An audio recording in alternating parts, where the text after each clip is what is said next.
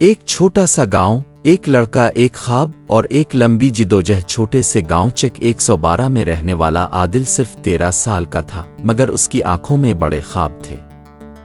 اس کے والد ناصر صاحب گاؤں کے واحد بڑئی تھے جو دن رات لکڑی کا کام کرتے، مگر بمشکل ہی 2 وقت کی روٹی پوری ہوتی۔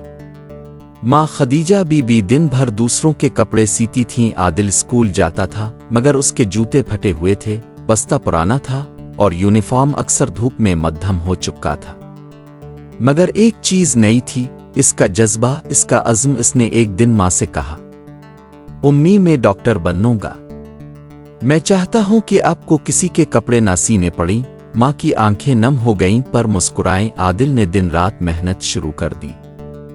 صبح اسکول، دوپہر کو کھیتوں میں مزدوری، شام کو محلے کے بچوں کو پڑھاتا اور رات کو خود مٹی کے دیے کی روشنی میں پڑھتا۔ کئی بار بھوکا سونا پڑا، کئی بار کتابیں خریدنے کے لیے کپڑے بیچنے پڑے، لیکن وہ نہ رکا نہ تھکا۔ اس کے کلاس فیلوز اکثر کہتے، اتنی محنت کیوں کرتے ہو؟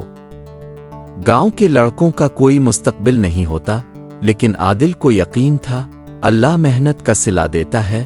میٹرک کا رزلٹ آیا، عادل نے پورے ضلع میں ٹاپ کیا، گاؤں میں پہلا لڑکا جو اتنے نمبر لے آیا۔ اس کو شہر کے کالج میں اسکالرشپ ملی۔ شہر کی زندگی آسان نہ تھی، پر وہ لڑکا جو کھیت میں ہل چلا سکتا ہے، وہ شہر کی مشکلات سے کیوں ڈرے گا؟ عادل کالج کے بعد ٹیوشن پڑھاتا، پارٹ ٹائم کام کرتا اور آخر کار میں داخلہ لینے میں کامیاب ہو گیا۔ 7 سال بعد گاؤں کی سڑک پر ایک نئی گاڑی رکی، سفید کوٹ پہنے ہوئے ایک نوجوان یاترا۔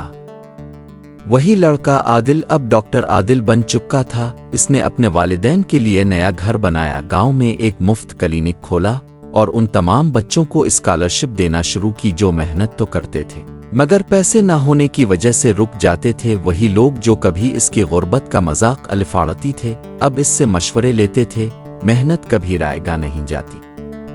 اگر نیت سچی ہو اور ارادہ مضبوط تو دنیا کی کوئی طاقت انسان کو کامیابی سے نہیں روک سکتی۔